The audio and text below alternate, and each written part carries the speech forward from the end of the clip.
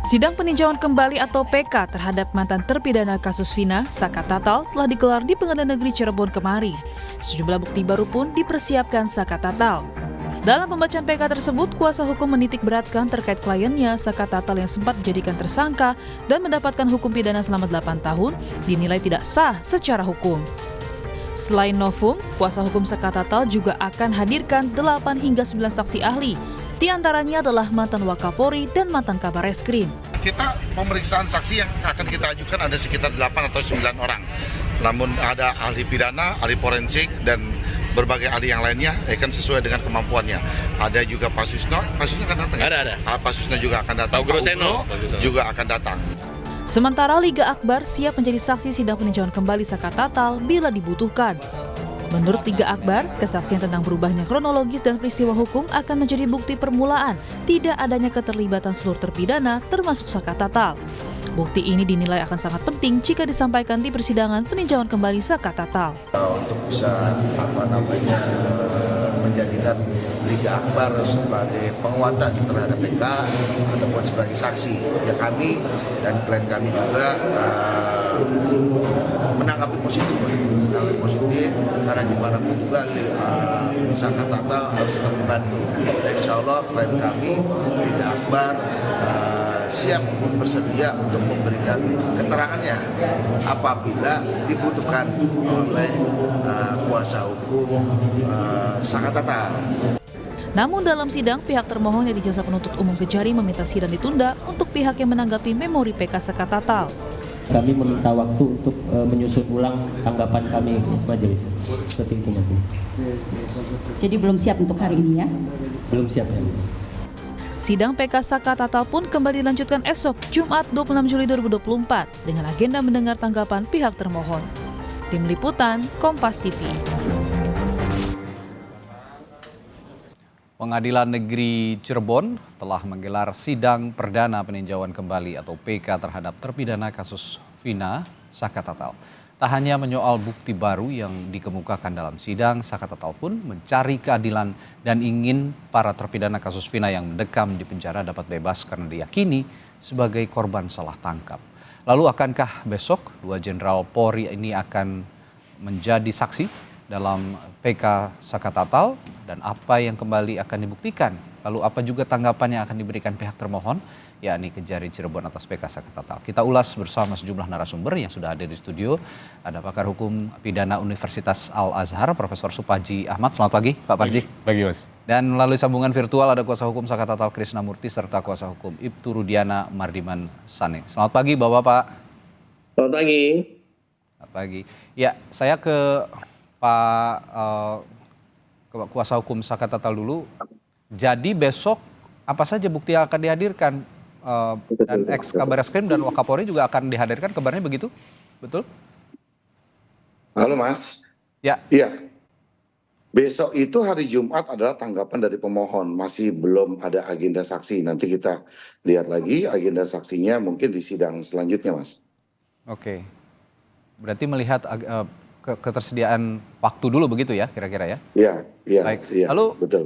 Kalau bukti-bukti akan ada bukti yang akan dihadirkan atau physical evidence yang akan dihadirkan besok? Kemarin itu kan kita tuh hanya membacakan memori PK yang kita ajukan. Artinya memori PK itu kan nanti diterima dan dicatatkan oleh Pengadilan Negeri Cirebon, lalu dikirimkan ke Mahkamah Agung. Nanti Mahkamah Agung lah yang akan menyidangkan memori PK kami. Jadi terkait bukti-bukti yang kemarin kita ajukan, ada 10 novum yang telah kami ajukan. Ada 10 novum yang telah kami ajukan. Ya. Lebih banyak novum tersebut yang tidak pernah hadir, yang tidak pernah ada dalam persidangan tahun 2016. Jadi bukti-bukti baru dalam keadaan baru yang dapat kita temukan. Lebih mengarah kepada bukti-bukti kita itu bahwa kita meyakini bahwa ini adalah kecelakaan gitu loh Mas. Oke. Ya, koreksi kalau saya salah Pak Krisna. Sebelumnya kan ada 4 novum. Anda mengatakan tadi ada 10, berarti ada tambahan kemarin itu 6 novum begitu ya? Iya betul, ada tambahan 6 novum, kan termasuk ada keterangan Liga Akbar yang telah mencabut keterangannya, itu juga kita menjadikan novum. Oke. Dari 10 novum itu mana yang Anda yakini paling menguatkan bahwa Saka Tatal ini tidak terlibat peristiwa itu, dan bahkan peristiwa itu salah, bukan pembunuhan melainkan kecelakaan. Kami menemukan adanya misalkan motor yang kami temukan bahwa di luaran kan motor itu dalam keadaan baik-baik saja, tapi kami temukan motor itu luka kebanyakan di sebelah kanan. Lalu kami cocokkan lagi dengan foto korban juga ada luka-luka di sebelah kanan. Lalu kami temukan lagi adanya daging yang menempel di baut jalan, lampu jalan, itu akan menandakan juga itu adanya terjadi kecelakaan. Lalu kami juga menemukan lagi adanya foto-foto yang dimana korban sebelum dikuburkan, dari hasilnya kita temukan tidak ada luka penusukan di dada dan adanya sabetan dari senjata tajam. Itu yang kami temukan gitu loh, Mas. Oke. Saya kembali ke ahli yang akan dihadirkan pihak pemohon dari Anda, Pak Krisna.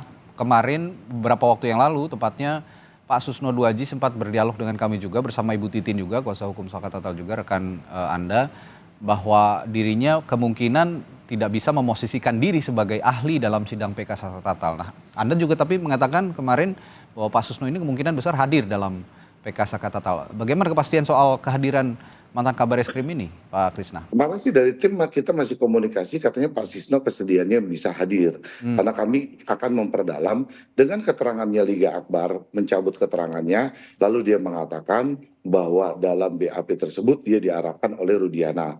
Lalu ada juga terbaru dengan adanya pernyataan Dede juga BAP-nya dikatakan bahwa dia tidak mengetahui kejadian malam itu, dia hanya dibawa Aep sampai di Polres, Aep bertemu dengan Rudiana, lalu dia juga bilang bahwa BAP-nya juga diarahkan oleh Rudiana.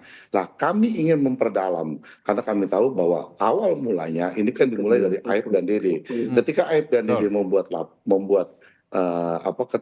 sebagai saksi, di mana di situ kan LP-nya dibuat oleh Rudiana. Jadi Rudiana yang melakukan LP, Rudiana yang menangkap, sementara posisinya Rudiana itu menjadi kanit narkoba ya itu waktu yang kita tahu. Lalu pengalaman dari Pak Susno mantan Kabar Eskrim dan Pak Hugo Roseno juga mantan Wakapolri dan Propam, itu yang kami akan perdalam. Apakah SOP-nya dan sebagainya diperbolehkan seorang kanit narkoba melakukan ini? Nah, kan kami ingin melakukan pendalaman itu karena kita lihat bahwa keahliannya beliau tuh bisa menjelaskan itu. Makanya sampai kemarin sih masih ada komunikasi, beliau akan datang di dalam persidangan kita gitu loh, Mas. Oke, bisa jadi mungkin keterangan Dede belakangan ini yang juga mencabut kesaksiannya mungkin merubah pendapat Pak Susno dan ingin akhirnya hadir dalam sidang besok, begitu kira-kira, Pak Krisna? Ya sepertinya begitu, Mas. Oke. Kami masih jalin komunikasi dan beliau bisa hadir katanya besok. Oke, baik, saya ke Pak Mardiman dulu saat ini. Dalam permohonan PK Saka, Pak Mardiman, salah satunya polisi menangkap dirinya dan terpidana lain tidak sah secara hukum. Respons Anda bagaimana sejauh ini? Jadi ya, Pak Mardiman silakan. Jelas Mas suara saya? Ya, silakan Pak Mardiman. Oke. Jadi saya setuju bahwa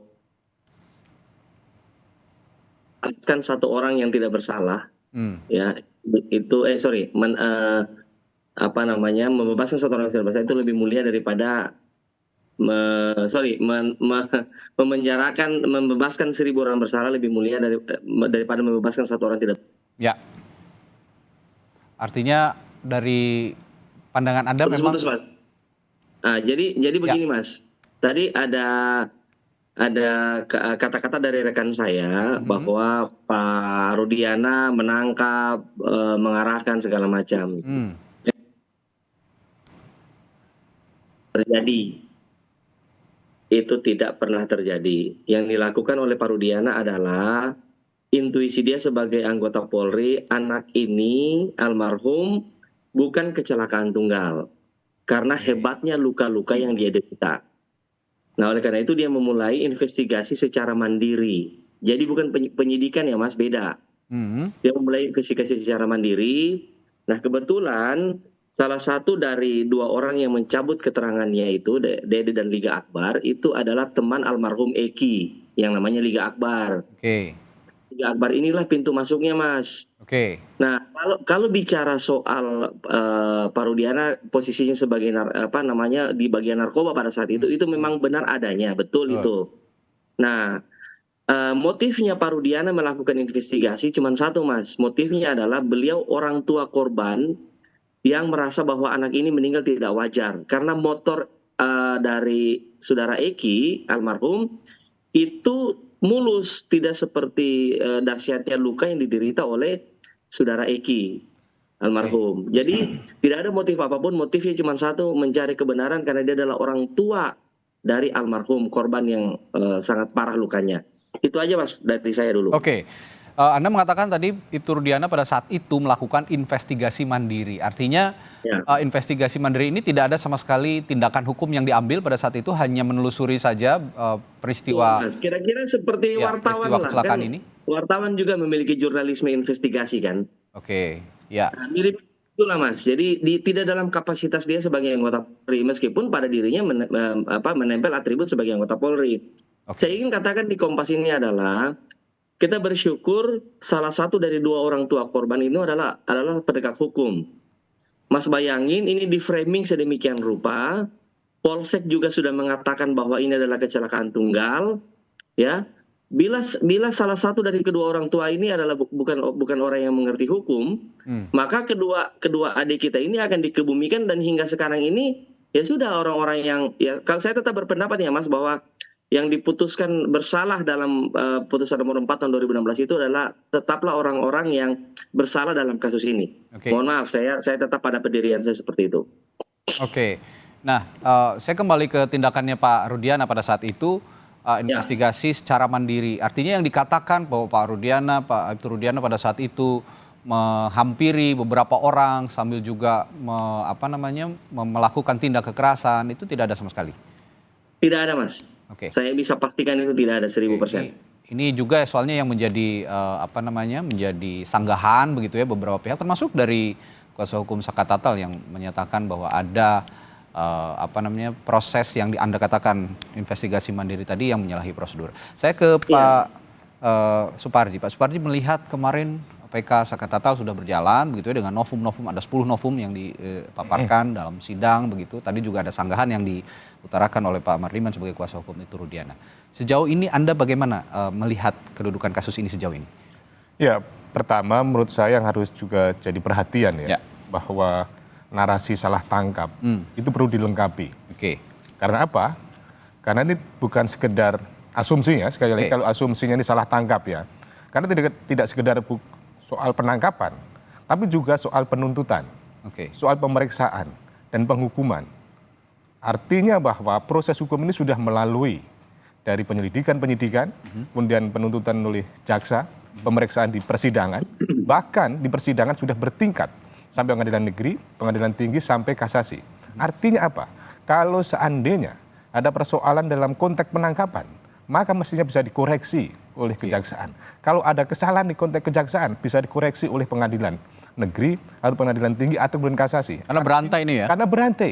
Jadi perlu kemudian secara proporsional melihat kasus ini, tidak fokus pada konteks salah tangkap. Bisa salah tuntut, bisa salah adili, bisa salah hukum. Kalau sekali lagi, karena ada asumsinya seperti itu. Mengingat apa? Proses hukumnya sudah bertingkat. Kemudian yang kedua, bagaimana mengukur kekuatan novum tadi. Saya kira kita mendengar dari pemberitaan media, membaca dari media itu, bahwa unsur adanya keadaan baru sudah terpenuhi. Karena apa? Karena memang alat bukti yang disampaikan itu belum pernah diungkapkan sebelumnya. Kemudian yang kedua adalah unsurnya diduga kuat akan mempengaruhi putusan sebelumnya. Itu unsur yang diperlukan.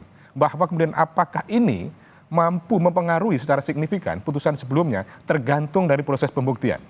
Kalau ada 10 novum berupa foto dan kemudian ada ahli, ada saksi, pertama yang harus dicatat adalah foto ini tentunya barang cetakan dari informasi elektronik atau dokumen elektronik sebelumnya. Maka harus diperhatikan konstruksi pasal 5, pasal 6 Undang-Undang ITE. Bagaimana kemudian memastikan kalau ini sebuah foto dari barang cetakan elektronik yang diakui sebagai alat bukti pendukung, karena apa? Karena 184 KUHP kan jelas, clear ya. Saksi, surat, petunjuk, ahli, keterangan terdakwa. Dan ini menggunakan bukti elektronik dicetak berupa foto yang kemudian dalam Undang-Undang ITE diakui sebagai bukti pendukung. Maka dibuktikan kesempurnaannya, keutuhannya, sehingga betul-betul bisa mendukung. Perlu didukung laporan forensik digital supaya apa? Supaya jelas. Nah, kemudian yang kedua adalah kalau nanti memang mampu menghadirkan ya alat bukti itu didukung dengan misalnya dokumen elektroniknya, saya kira cukup berpengaruh. Ya. Kemudian berikutnya adalah bahwa kalau menghadirkan saksi yang dalam hal ini DD tadi itu yang mengatakan ada kesaksian palsu sebelumnya atau keterangan palsu sebelumnya, maka ini nanti juga akan sangat dipengaruhi tentang apa yang disampaikan. Apakah secara otomatis bahwa dia ketika mengatakan keterangan sebelumnya direkayasa dan sebagainya akan berpengaruh terhadap putusan ini, saya kira tidak sepenuhnya bisa simplifikasi seperti itu, harus ada dukungan-dukungan yang lain. Kalau kemudian konteksnya menghadirkan ahli, tentunya ahli ini kan kapasitasnya adalah menerangkan, membantu majelis hakim supaya terang benderang perkaranya ini. Jadi mengukur kekuatan pembuktian dari novum, kemudian saksi, kemudian ahli, saya kira akan sangat dipengaruhi dalam proses pembuktian di persidangan nanti itu. Dan yang perlu dicatat adalah bahwa persidangan PK pada Pengadilan Negeri Cirebon ini pada konteks mendengarkan dari permohonan, jawaban termohon, kesimpulan, dan kemudian ada semacam rekomendasi dan nanti kembali akan pada Mahkamah Agung yang memutuskan. Dan juga penting perhatiannya adalah mungkin publik bertanya, Sakatatal ini sudah di luar, kemudian kenapa mengajukan PK? Urgensinya adalah supaya yang bersangkutan adalah bebas murni, tidak menjadi mantan narapidana, maka ada upaya hukum untuk mencari keadilan ini. Gitu. Ya, membersihkan nama juga membersihkan nama baik. Karena memang ya cap mantan terpidana ini sangat tidak nyaman pasti untuk Sakatatal dan untuk masa depan Sakatatal misalnya untuk mencari pekerjaan dan segala macam. Ini akan maka penting untuk melakukan PK ini. Betul. Nah, saya akan kembali ke konteks saksi ataupun ahli yang rencananya akan dihadirkan oleh pihak Sakatatal nanti. Tadi dikatakan ada mantan Wakapolri, mantan Kabareskrim, Pak Susno Duaji. Saya ingin minta pendapat Anda soal kedudukan keduanya ini, apakah bisa diposisikan sebagai ahli atau bagaimana?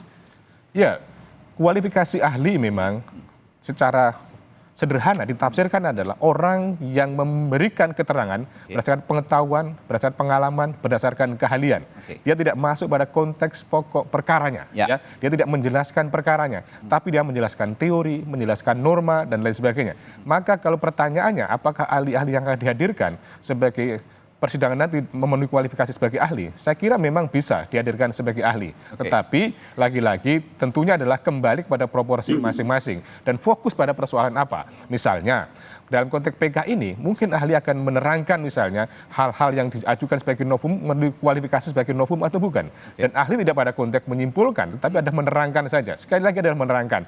Demikian pula dalam konteksnya misalnya mantan Kabareskrim, mantan Wakapolri, mungkin saja akan berkualifikasi menerangkan tentang bagaimana prosedur penyidikan, prosedur penangkapan, tetapi lagi-lagi tidak menilai tentang salah benarnya satu proses hukum yang sedang berjalan, tetapi hanya menerangkan saja. Menerangkan dalam konteks secara teoritis, secara normatif, secara pengetahuan dan secara pengalaman. Dan objektif. Objektif dan rasional gitu. Ya. Saya kembali ke Pak Kuasa Hukum Sakatatal tadi, Pak Krishnamurti. Pak, tadi dikatakan Pak Suparji, Prof Suparji, narasi salah tangkap ini harus dilengkapi. Bisa juga tidak hanya konteks salah tangkap, ada kejaksaan yang salah tuntut atau pengadilan juga yang salah putus. Nah, dalam novum yang Anda ajukan ke sidang PK ini ada 10. Bagian mana yang bisa kira-kira melengkapi narasi yang salah tangkap ini tadi?